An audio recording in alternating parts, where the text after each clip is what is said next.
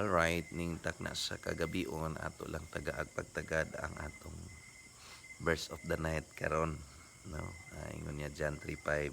Si Jesus gyud nagaingon, no? Jesus under verily verily I say and today except a man be born of water. So gi-require dai sa Dios para mahimugso ta sa pamilya sa Dios, mahimugso ta sa diha sa tubig. So meaning ang tubig giklaro sa Bible, no, in Ephesians chapter 5 verse number 26 nga ang water diha mao ang pulong sa Dios. So required sa tao na kung siya gusto mahimugso sa panimalay sa Dios, ikinahanglan niya ang pagpatalinghog sa pulong sa Ginoo, maminaw sa pulong sa Dios, kay matod pa sa Romans 10:17. So then faith cometh by hearing, and hearing by the word of God.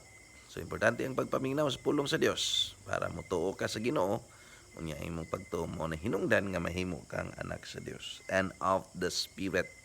So kinahanglan ay gyud ta nga masilyuhan sa balaang espiritu, mapatikan. So gi-require gyud nga naata si Holy Spirit. So kanus sa moabot ang Holy Spirit, ingon ang Ephesians 1:13, sa dihang maminaw tas pulong sa Ginoo. Daghang salamat.